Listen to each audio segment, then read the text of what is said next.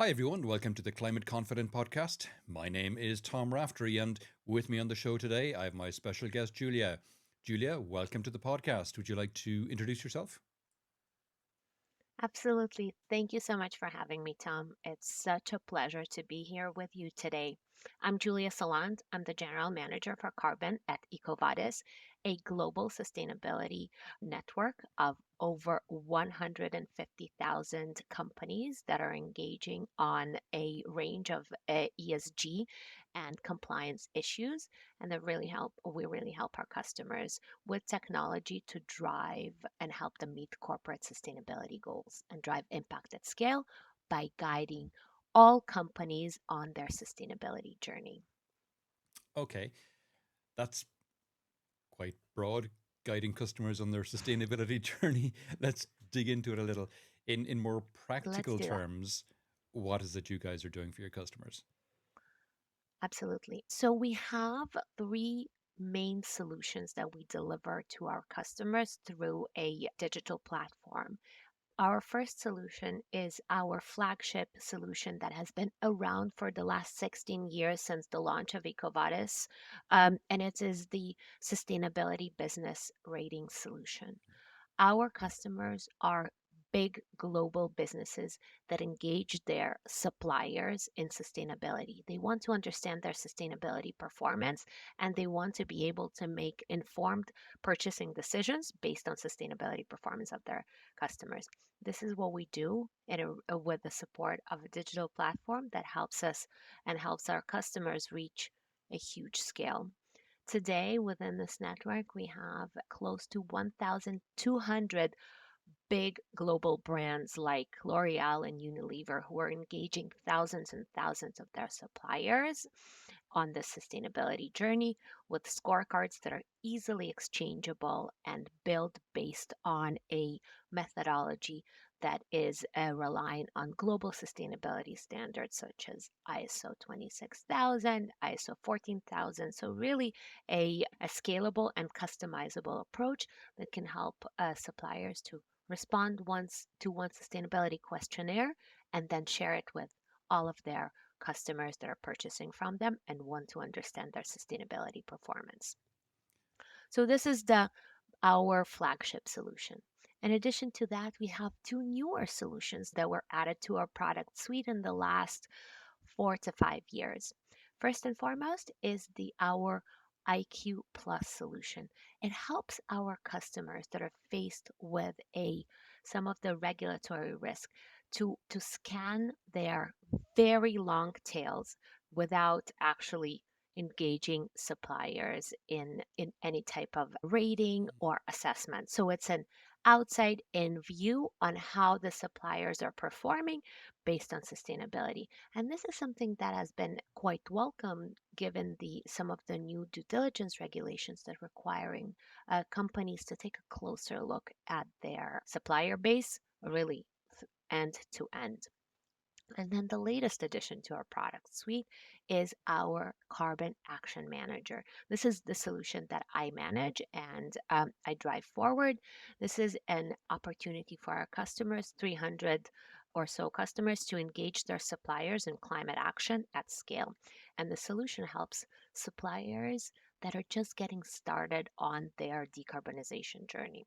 Those who haven't done a lot of work yet, those who are just learning about it, we really bring them onto the platform and provide them tools that meet their needs where they are on their journey. So, for example, we have some carbon calculation tools, some carbon scorecards, some ability to share carbon metrics between buyers and suppliers that really helps this dialogue started and help this engagement started.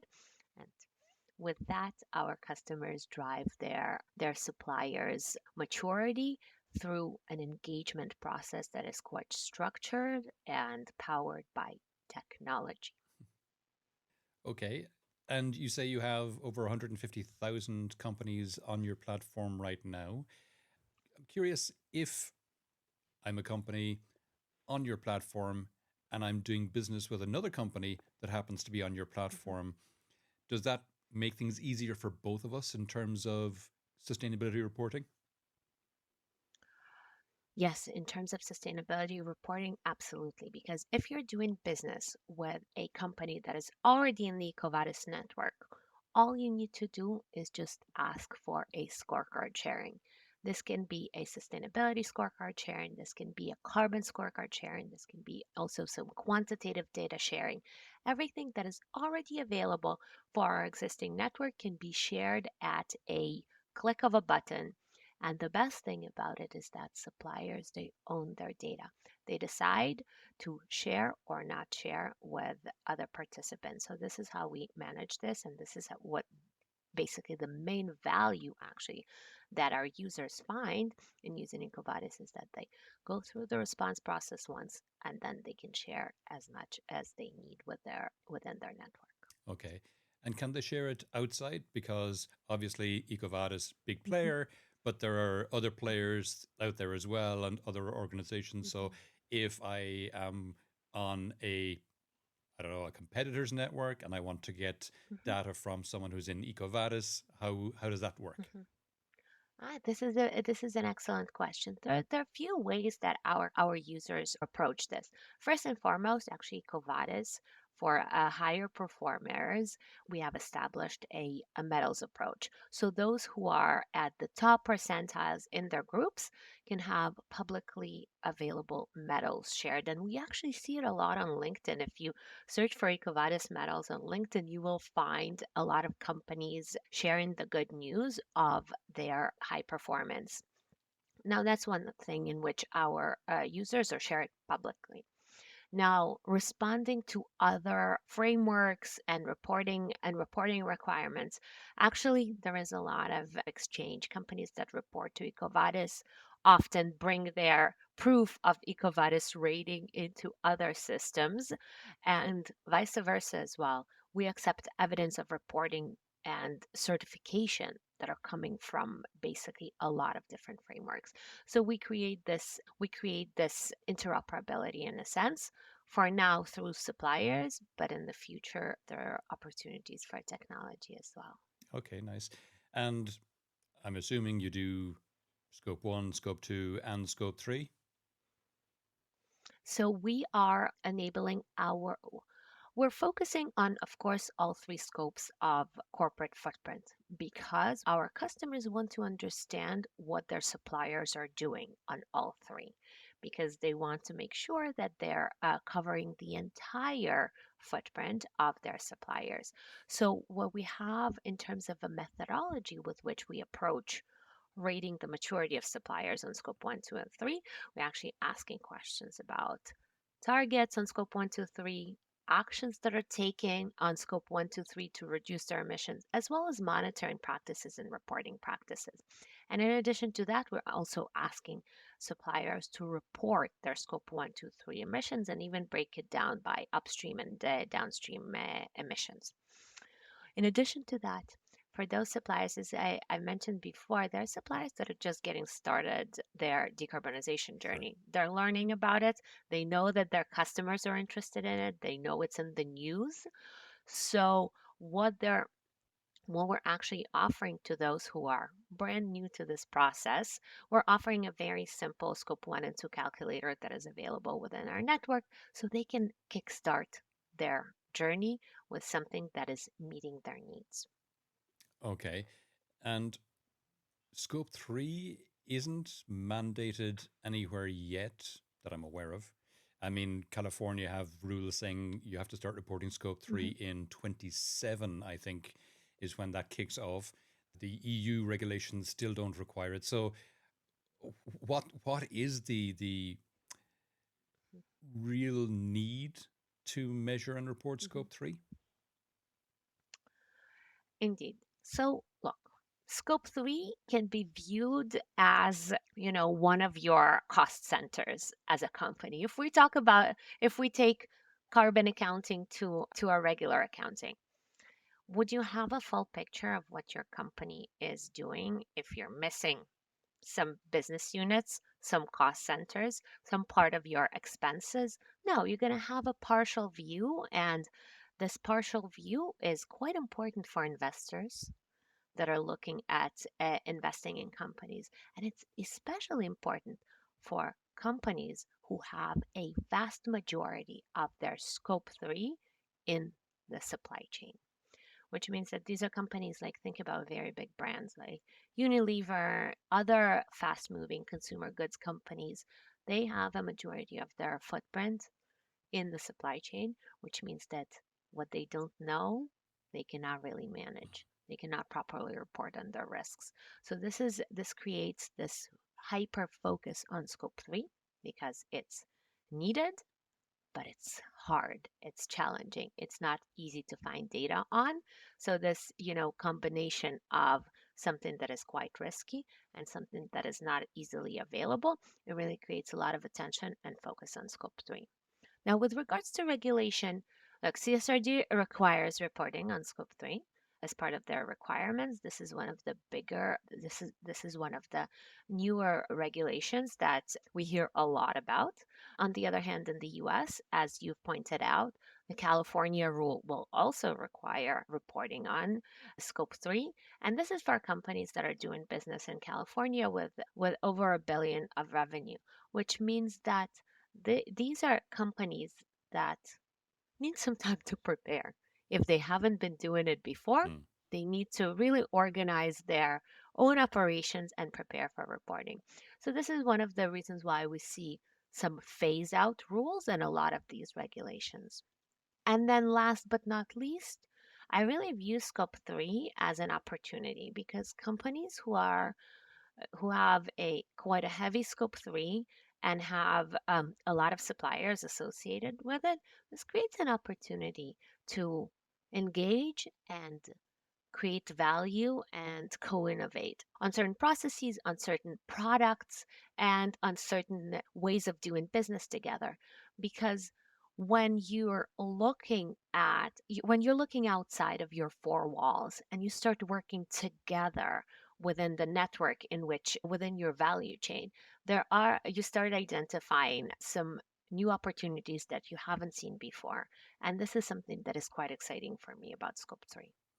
Okay. And obviously, with the vast majority of scope 3 generally coming from the suppliers, how do you get your suppliers to accurately measure and report? Because it's fine if they're all within your organization, you can just, Hmm. require them to give it to you. But when they're in an outside organization, that's got to be a lot more challenging, right? You're absolutely right. And I often have this discussion with my customer base that have, and the first and foremost thing that we go back to is that scope 3 measurement, reporting, generally carbon emission management is a journey. Mm. You can't start today and expect to be at a university level. First, if it's your first year reporting, then the focus should be on a baseline, really getting the data in house in order and understanding what could be a longer term plan, the next 2-3 year plan in which you can improve the granularity and the quality of your reporting. It is not companies that are asking their suppliers today to report their carbon emissions.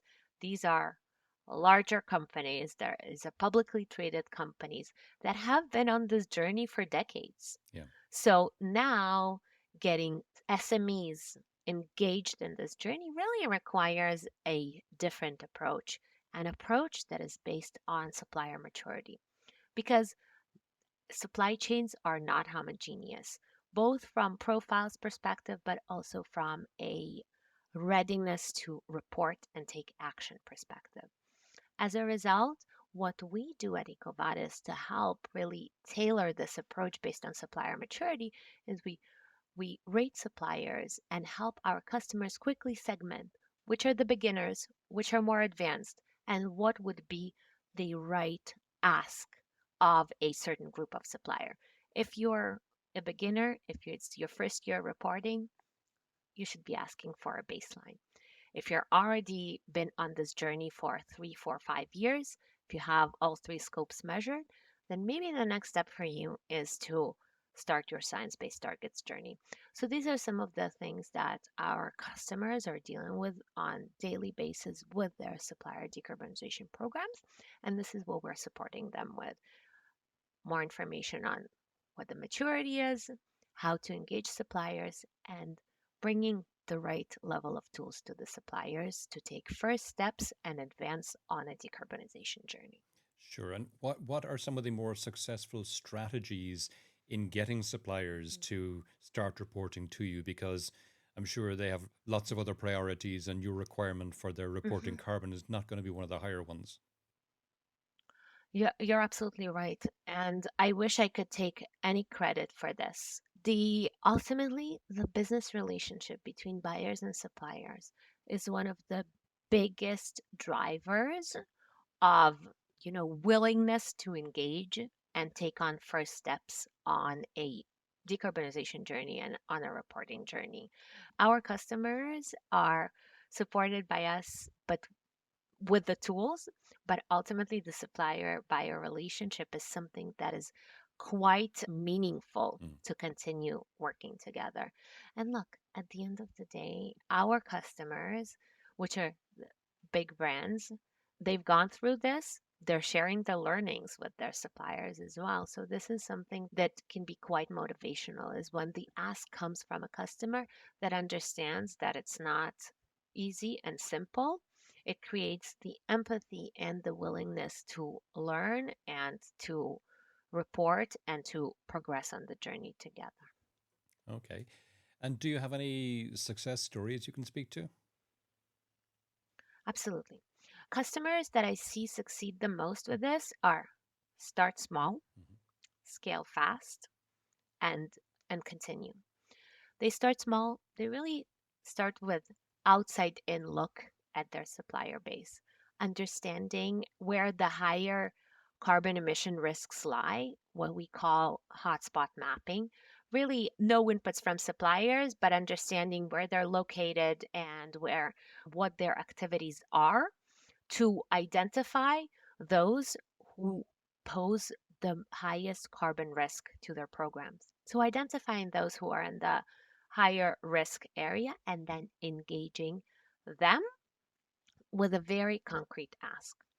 What I see, and this is really related to the start small, the customers that I see that are the most successful are inviting suppliers to be rated by EcoVadis to get a carbon rating so they can inform next year decisions. But during this rating, they're asking to report their first baseline. The reporting of the first baseline will be the right ask whether or not you're high maturity or low maturity. And with this baseline, it really starts to become an input for the second and third year ask.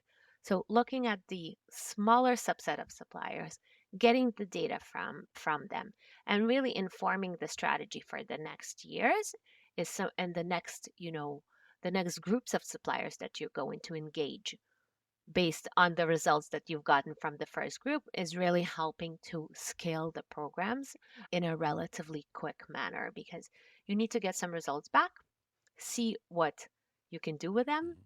see whether they're matching what your expectations were, and then scale the programs. Okay.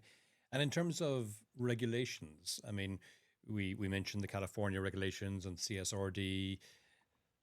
Mhm. When will emissions reporting be mandatory globally out to scope 3 and required to be audited? Because if we look Mhm. at regulations in this space, you know, we started off with none and then we had a little.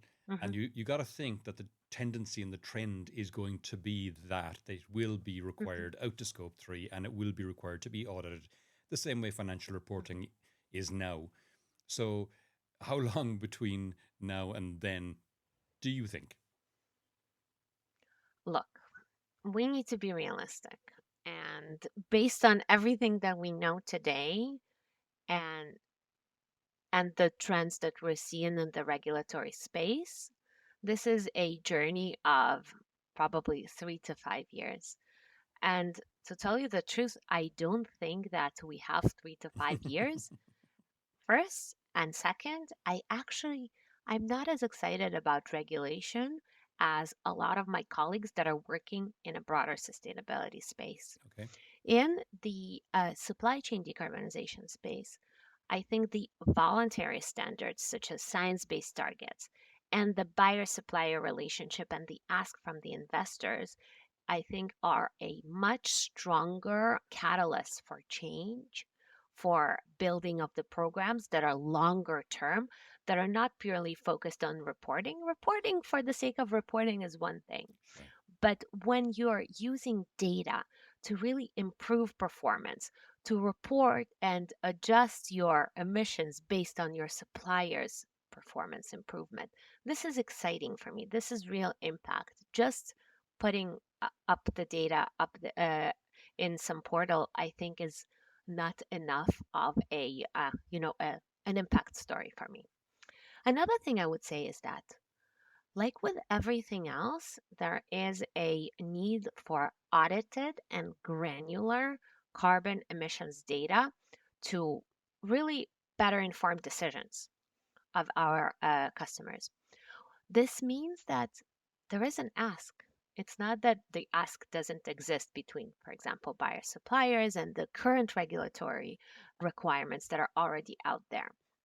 Companies tend to be quite conservative with what they report, which means that even if there is no requirement to have third party audited, companies create the right controls internally to to have better understanding of the data. It's a risk management strategy ultimately, right?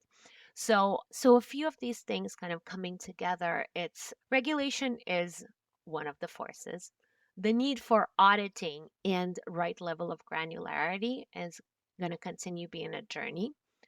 Our customers are asking for it of their suppliers. We anticipate the need for third party verification and the accessibility of third party verification of carbon data to grow over the years. And then in addition to that, we really need to look at a broader context. What do these requests really generate? Do they generate real impact? Do they generate a real engagement between buyers and suppliers? And do they create the level of innovation that we're looking for to decrease emissions substantially? So these are some of the thoughts around this topic. Cool. Cool. I'm curious, seeing as you mentioned it, are you seeing these things make a significant difference? As in, are you seeing customers looking down through their supply base and going, hmm, this particular supplier might be a bit troublesome, need to have a conversation with them, or need to Mhm. change them? In other words, are the results organizations are seeing now, are they changing their business decisions based on some of that data? Absolutely. And this is one of the reasons we have prioritized at EcoVadis to bring in EcoVadis data into procurement systems. Because not only in our network and on our platform that our customers consume the EcoVadis ratings data, the EcoVadis carbon rating data, but rather in their own procurement systems and their own ERP systems. When they have quarterly reviews with their suppliers, they're looking at sustainability and carbon as one of the four dimensions based on which they have a relationship with the supplier. So, in addition to price, on time delivery, and quality, we're seeing sustainability as a fourth dimension of a relationship between buyer and supplier. And for us, pushing this into the taking sustainability data and bringing it to where business decisions are made, this is what makes a difference in terms of, keeping a supplier or potentially giving a supplier a notice saying you have 12 months to improve or else. In addition to that, our customers actually set quite a lot of RFP requirements related to both sustainability and carbons. Some of our customers wants to make sure that their suppliers have a minimum EcoVadis score before they do business with them. Others would say, I will only do business with suppliers that can report their scope 1, 2, 3 emissions to me, because without that, I'm unable to really manage my scope 3. And this is starting to become business as usual, actually, Right. including specific RFP requirements relating to sustainability within our customer base.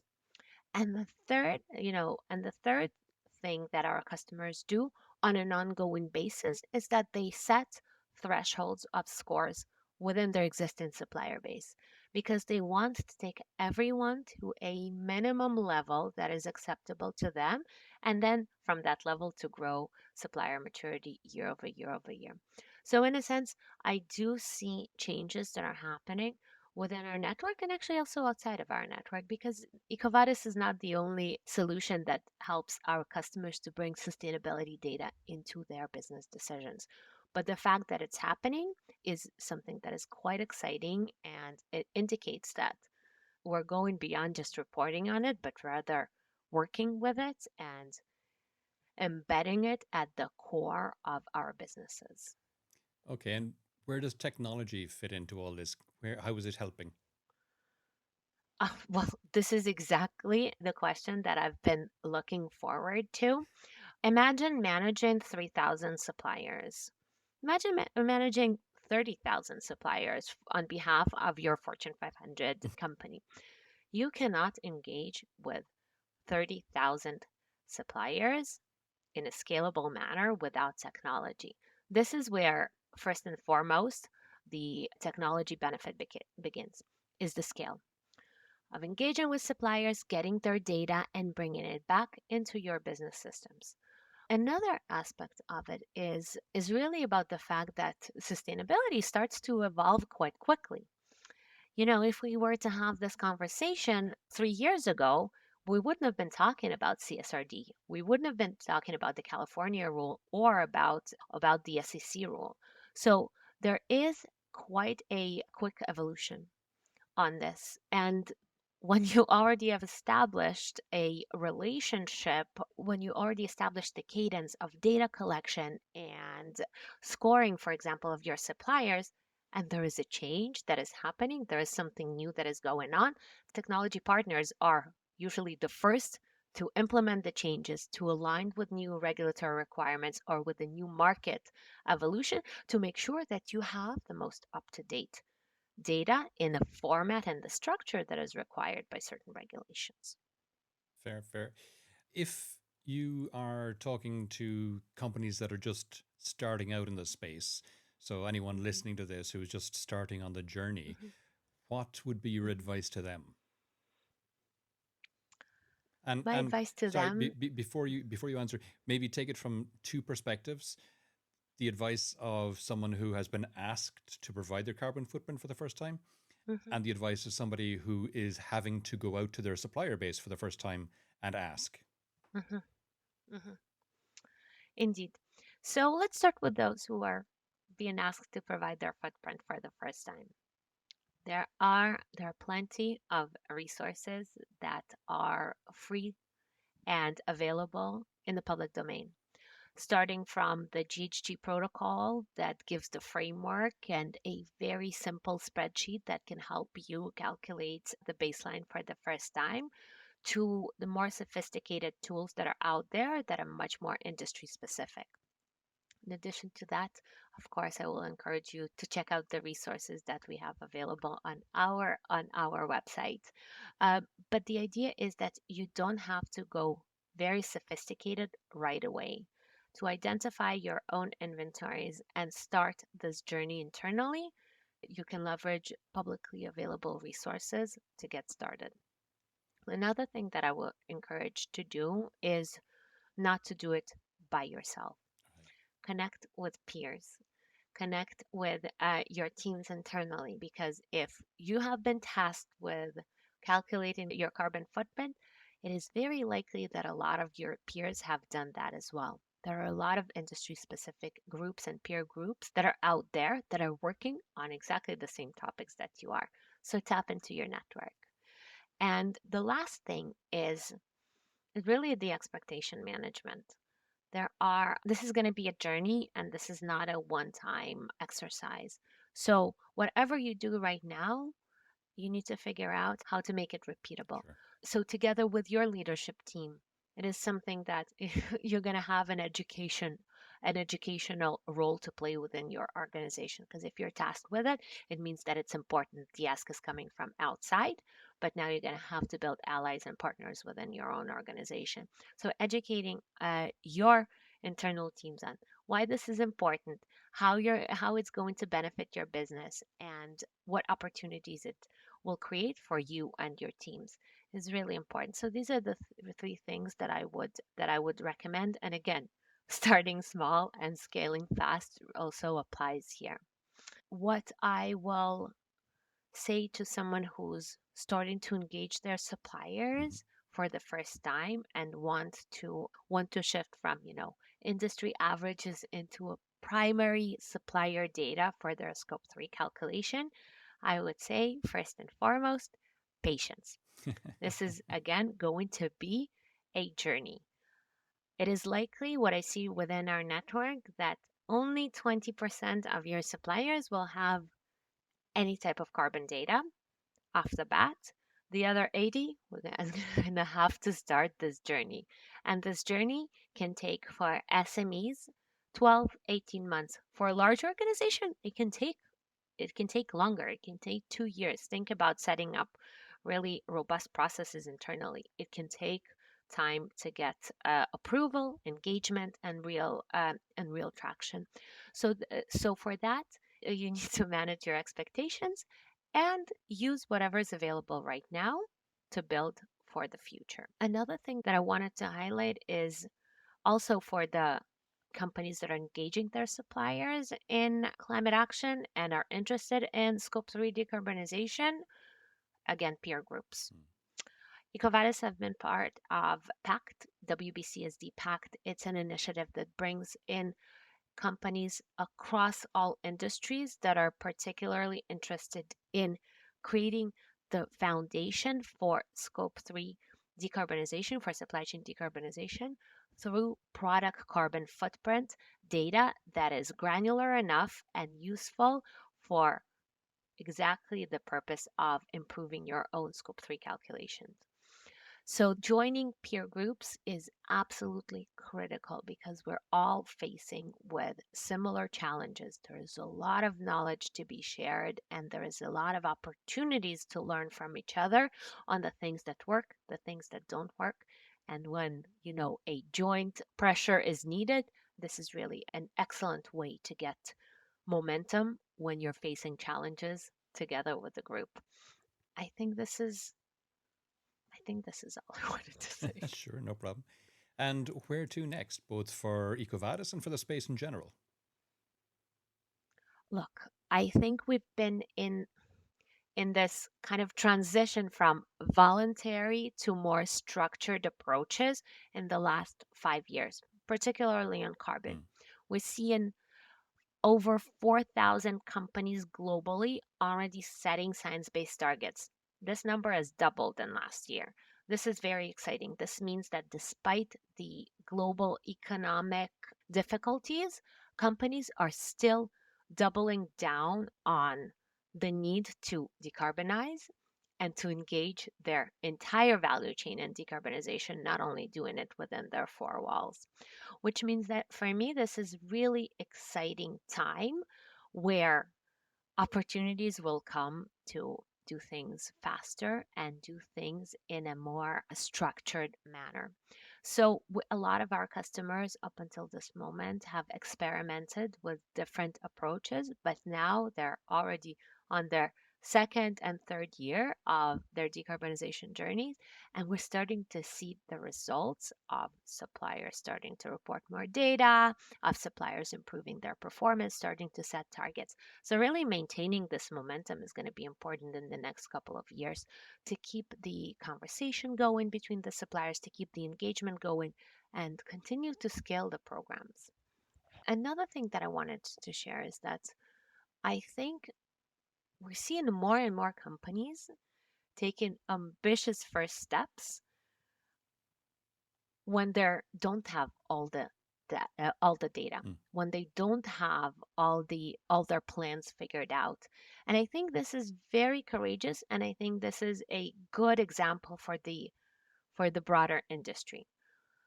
Very rarely we know what we're going to do exactly to reach a 10-year corporate goal. Sure. But without an actual commitment and creation of structures around it and accountability around it, we will definitely not reach this goal, whatever ambitious or not ambitious it could have been. As a result, we're seeing companies that are starting to set their targets and they're telling me, look, I don't know how I'm going to get there, but without actually creating a target, I know for a fact that I'm not going to reach it. So with that, we're actually starting to see carbon accounting, supply chain decarbonization, and a general focus in climate change mitigation is going outside of the carbon teams, outside of the sustainability teams, and more into the general management, the leadership, and the board of companies. And with more knowledge that we have outside of the expert teams, the easier it becomes to implement, the easier it becomes to influence, and the easier it becomes to really set the right level of ambition and traction. Cool. Great. Julia, we're coming towards the end of the podcast now. Is there any question I didn't ask that you wish I had, or any aspect of this we haven't focused on that you think it's important for people to be aware of? Absolutely. I often get asked, what do I do if I don't have supplier data? If I don't have the right engagement from my teams, where can I get started? Mm. And one of the things that we have done as a company as well is through the science based targets process. And that is the process that is quite rigorous. It is not for everyone, but knowing what is expected can really help you structure your own programs. I have customers that don't yet have science based targets, but they're envisioning to have that in the coming years. I think this is one of the good common denominators, common goals, common frameworks that can help you structure your Mm. programs. But after that, you need to go to your suppliers. And when you go to your suppliers, you need to be simple. You can't expect to have everything right at the day that you start your engagement program. So, managing expectations and really understanding what is reasonable can be really helpful. Cool, cool. If people are interested, I did an earlier episode of this podcast with Luis Amaral, the CEO of the Science Based Targets Initiative, probably about a year ago at this point. But if anyone wants to dig that out or get in touch with me and ask for a link to that, I'll be happy to send it on. So, Julia, that's been really interesting. If people would like to know more about yourself or any of the things we mentioned on the podcast today, where would you have me direct them? Our public website, ecovadis.com, we have a full section dedicated to carbon, our carbon solution, the value that we bring to our customers that are starting to engage their suppliers in climate action. In addition to that, you can, of course, follow me on LinkedIn. I try to post the latest knowledge and the latest insights from my engagement with customers and other public appearances. So happy you can follow me there as well. Tremendous, tremendous. Julia, it's been great. Thanks a million for coming on the podcast today. Thank you, Tom. It's been my absolute pleasure.